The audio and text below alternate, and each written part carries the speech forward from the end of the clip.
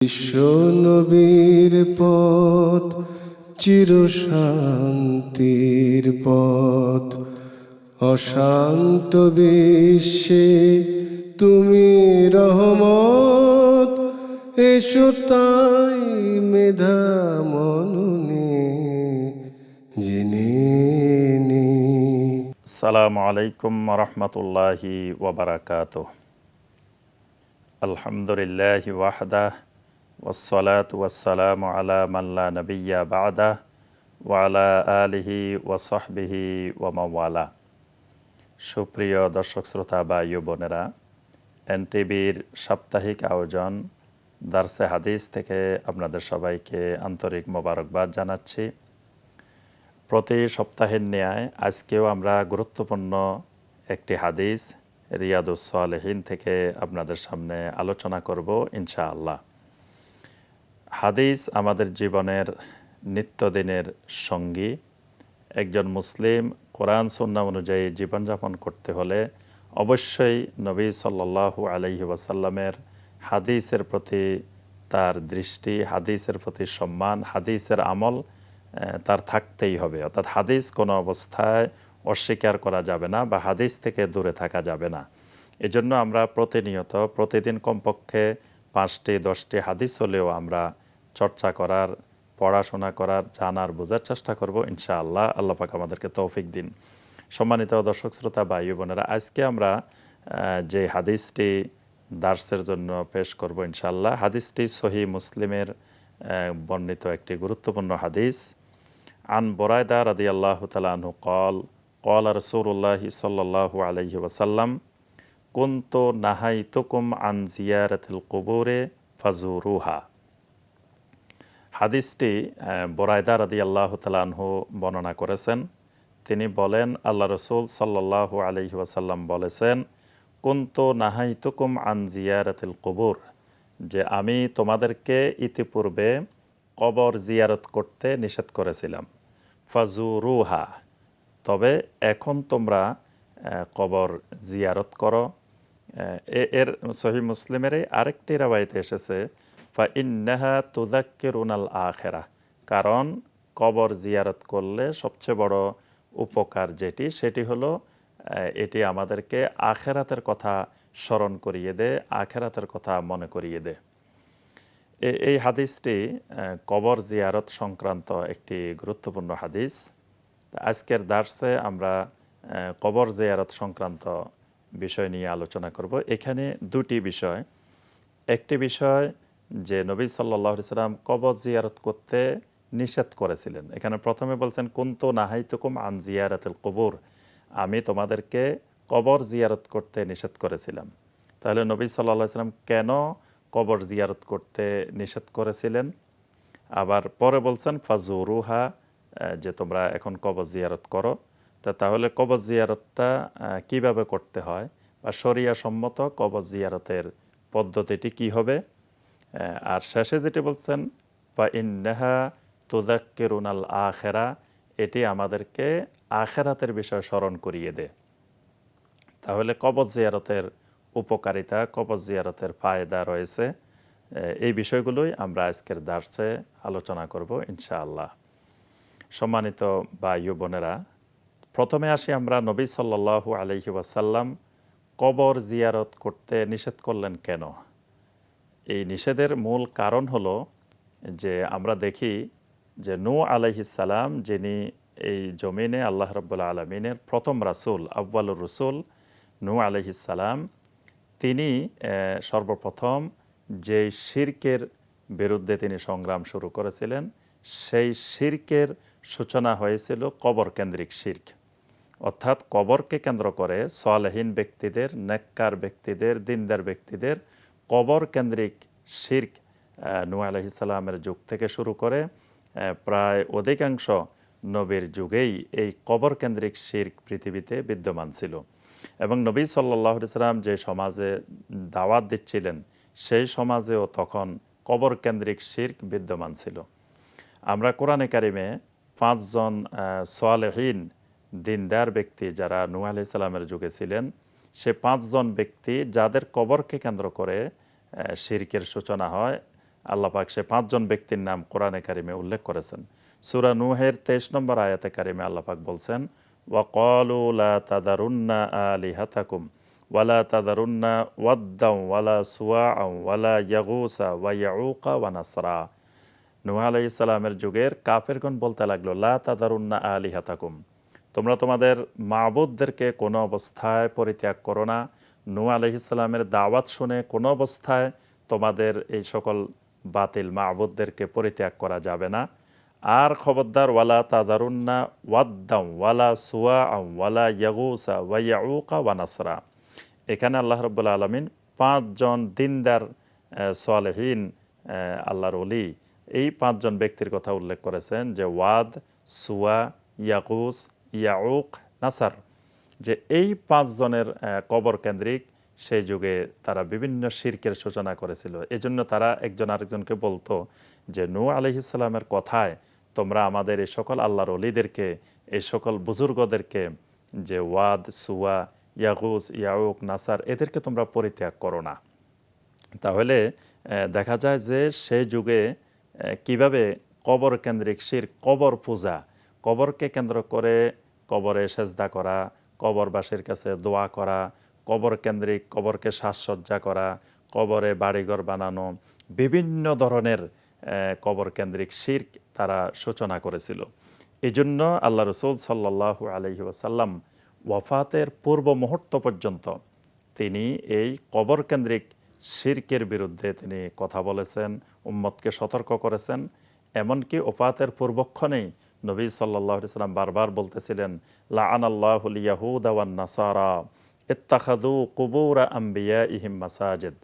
ইহুদি এবং নাসারাদের উপরে আল্লাহর লানত বর্ষিত হোক, কারণ ইত্তাখাযু কুবুর আম্বিয়াইহিম মাসাজিদ, ইহুদি এবং নাসারাগণ তাদের নবীদের কবরগুলোকে মসজিদে রূপান্তর করেছিল, তাদের নবীদের কবরগুলোকে তারা মসজিদ বানিয়ে নিয়েছিল, অর্থাৎ সিজদার জায়গা, শিরকের জায়গা বানিয়ে নিয়েছিল। আল্লাহ ছাড়া কাউকে সিজদা করা শিরক, অথচ তারা নবীদের কবরগুলোকে সিজদার জায়গা বানিয়েছিল।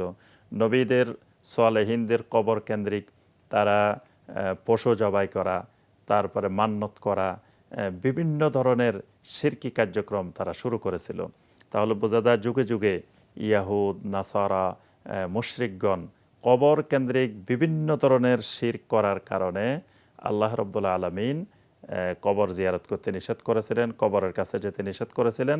এই জন্য রাসূলুল্লাহ সাল্লাল্লাহু আলাইহি ওয়াসাল্লাম প্রথম দিকে যে সকল সাহাবায়ে কেরাম ইসলাম গ্রহণ করেছিলেন তাদেরকে কবর জিয়ারত করতে নিষেধ করেছিলেন।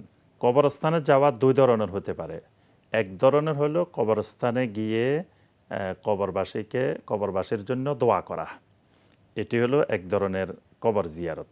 আরেক ধরনের কবর জিয়ারত হলো কবরস্থানে গিয়ে কবরবাসীর জন্য দোয়া না করে কবরবাসীর থেকে দোয়া নেওয়া বা কবরবাসীর নিকটে কিছু চাওয়া, অথবা কবরে যিনি আছেন তার উদ্দেশ্যে কিছু গরু, ছাগল, খাসি, মুরগি এগুলো নিয়ে যাওয়া, অথবা কবরে যিনি আছেন তিনি হয়তো কোনো কাফের বা মুশরিক, তার কবরের সামনে যাওয়া। তাহলে আমরা কবর জিয়ারত পাইলাম 2 ধরনের। এক ধরনের কবর জিয়ারত, যে কবর জিয়ারত করা সুন্নত, কোনো আহলুল ইলম এটিকে সুন্নতে মুআক্কাদা বলছেন, কেউ কেউ মুস্তাহাব বলছেন। এটি হলো মাইয়্যিতের জন্য, কবরবাসীর জন্য দোয়া করার উদ্দেশ্যে কবরস্থানে গমন করা। এই গমন করাটি সুন্নত। নবী সাল্লাল্লাহু আলাইহি ওয়াসাল্লাম কবরস্থানে গিয়েছেন। এমনকি নবী সাল্লাল্লাহু আলাইহি ওয়াসাল্লাম ওয়াফাতের আগে সর্বশেষ নবী সাল্লাল্লাহু আলাইহি ওয়াসাল্লাম বাকি কবরস্থান জিয়ারত করেছেন, ওহুদের শহীদদের কবরস্থান জিয়ারত করেছেন। তো কবর জিয়ারত করার পরেই নবী সাল্লাল্লাহু আলাইহি ওয়াসাল্লাম পুরোপুরি অসুস্থ হয়ে গিয়েছিলেন। তাহলে নবী সাল্লাল্লাহু আলাইহি ওয়াসাল্লামের শেষ জীবন পর্যন্ত রাসূলুল্লাহ সাল্লাল্লাহু আলাইহি ওয়াসাল্লাম কবরস্থানে গমন করে কবরবাসীদের জন্য দোয়া করেছেন। এই ধরনের জিয়ারত, এটি হলো সুন্নত। আর আরেক ধরনের কবর হলো যে কাফের মুশরিকের কবরস্থানে গমন করা। কাফের মুশরিকের কবরস্থানে গমন করা যাবে, কিন্তু কাফের মুশরিকের কবরস্থানে গিয়ে কাফের মুশরিকের জন্য দোয়া করা যাবে না। আল্লাহ রাব্বুল আলামিন কোরআনে কারিমে সূরা তাওবার 113 নম্বর আয়াতে কারিমে আল্লাহ পাক বলছেন, মা কানা লিন নাবিয়্যি ওয়াল্লাযীনা আমানু আন ইস্তাগফিরু লিল মুশরিকিন ওয়ালাউ কানু উলি কুরবা। কোনো নবীর জন্য বা কোনো ইমানদারের জন্য বৈধ নয়, এটি অনুমোদিত নয়, জায়েজ নয় যে আন ইস্তাগফিরু লিল মুশরিকিন, কোনো মুশরিকের জন্য ইস্তিগফার করবে, কোনো মুশরিকের জন্য দোয়া করবে, কোনো মুশরিকের জন্য আল্লাহ রাব্বুল আলামিনের নিকট ক্ষমা প্রার্থনা করবে, এটি কোনো নবীর জন্য, কোনো ইমানদারের জন্য বৈধ নয়। ওয়ালাউ কানু উলি কুরবা, যদিও সে মুশরিক তার নিকটাত্মীয় হোক না কেন, তার মা হোক, তার বাবা হোক, তার ভাই হোক, তার বোন হোক, যত নিকটাত্মীয় হোক না কেন, তার জন্য ইস্তিগফার করা যাবে না।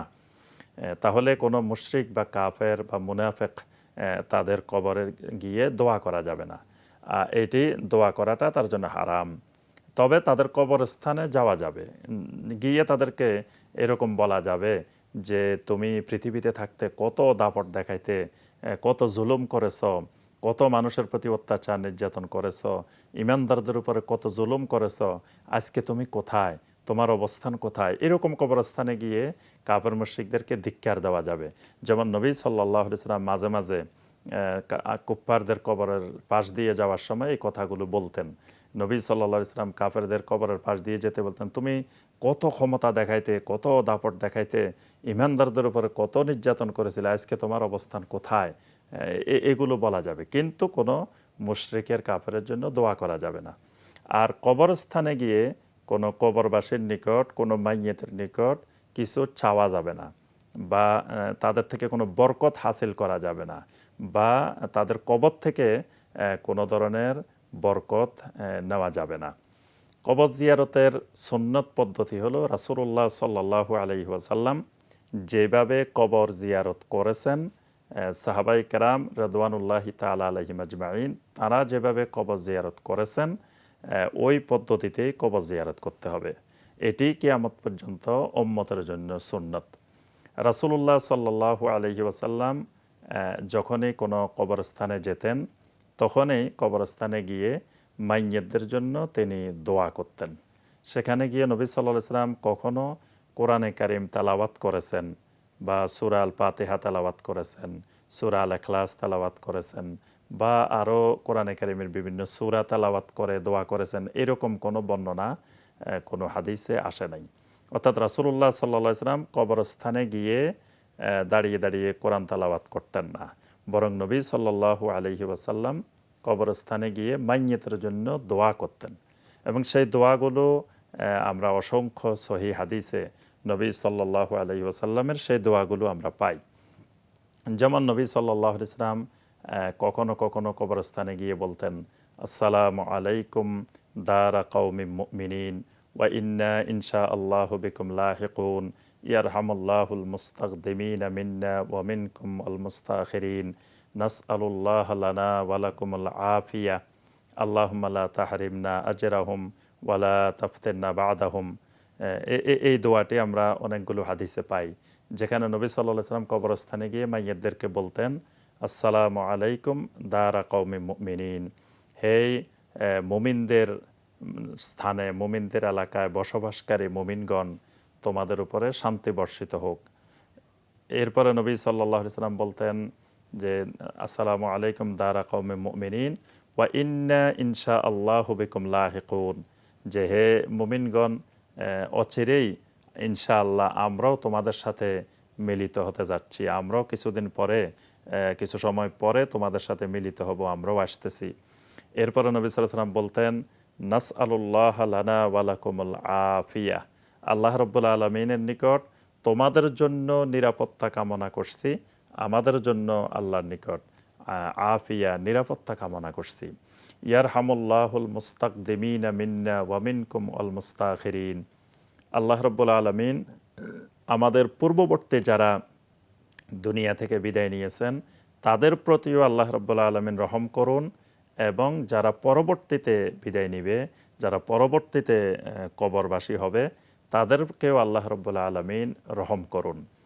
এরপরে নবী সাল্লাল্লাহু আলাইহি ওয়াসাল্লাম বলতেন, আল্লাহুম্মা লা তাহরিমনা আজরাহুম, আয় আল্লাহ, যারা কবরস্থানে চলে গিয়েছেন যে মাইয়্যিতেরা, তাদের কোনো উজরত থেকে, তাদের কোনো পাওনা থেকে আপনি তাদেরকে মাহরুম করবেন না।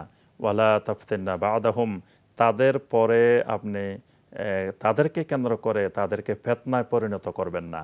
অর্থাৎ মৃত ব্যক্তির যে ফেতনা, কবরের যে ফেতনা, সেই ফেতনার অন্তর্ভুক্ত বা ফেতনার কারণ যেন এই কবরবাসী না হয়।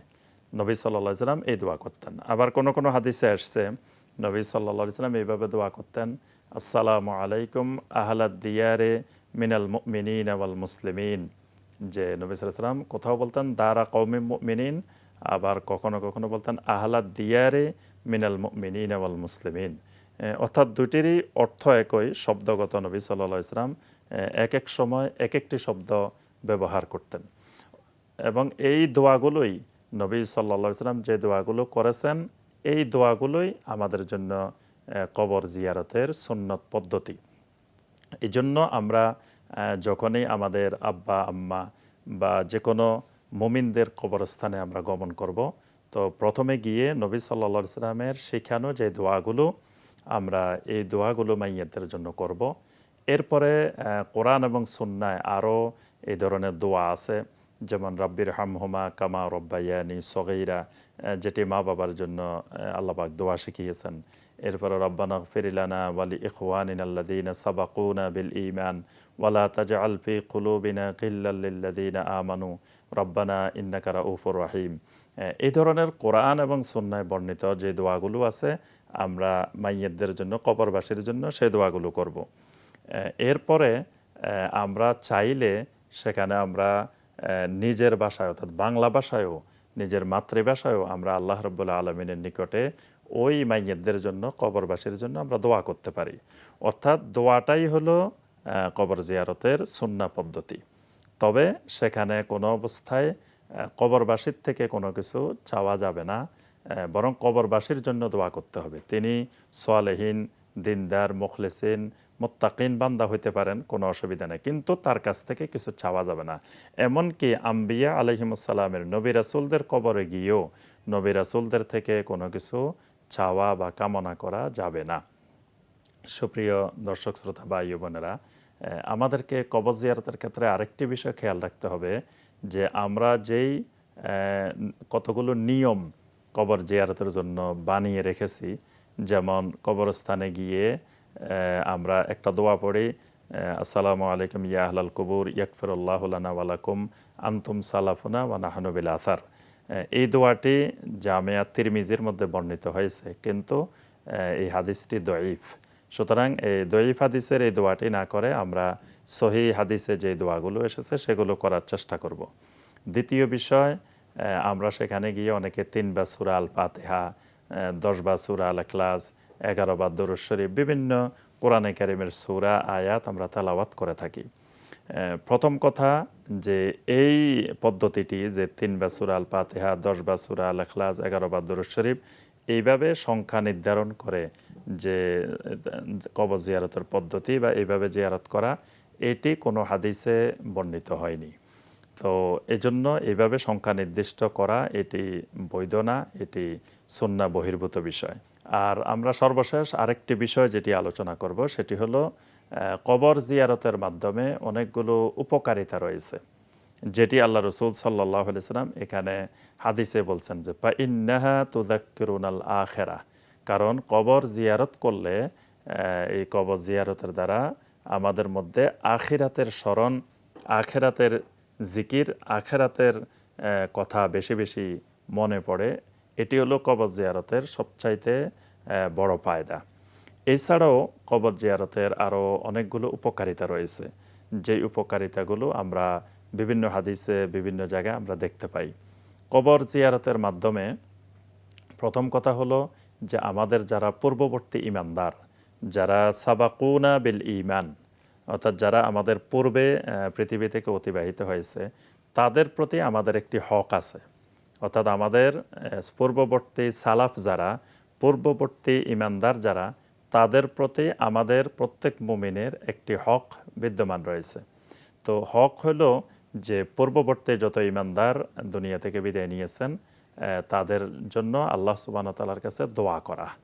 তো যিনি কবর জিয়ারত করেন, তিনি প্রথমত যে পূর্ববর্তীদের, সালাফদের প্রতি যে হক, যে অধিকার, সেটি তিনি আদায় করেন, যেটি আল্লাহ রাব্বুল আলামিন কোরআনে কারিমে আমাদেরকে এইভাবে শিক্ষা দিয়েছেন যে রব্বানা গফির লানা ওয়ালি ইখওয়ানিনাল্লাযীনা সাবাকুনা বিল ঈমান ওয়ালা তাজআল ফি কুলুবিনা গিল্লাল লিল্লাযীনা আমানু রব্বানা ইন্নাকা রাউফুর রাহিম।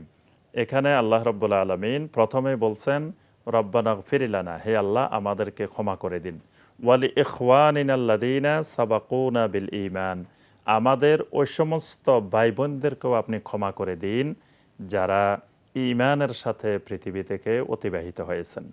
তাহলে আদম আলাইহিসসালাম থেকে শুরু করে এ পর্যন্ত যত মুমিন ঈমানের সাথে দুনিয়া থেকে বিদায় নিয়েছেন, তাহলে সবার জন্য দোয়া করা এটি আমাদের প্রতি একটি হক।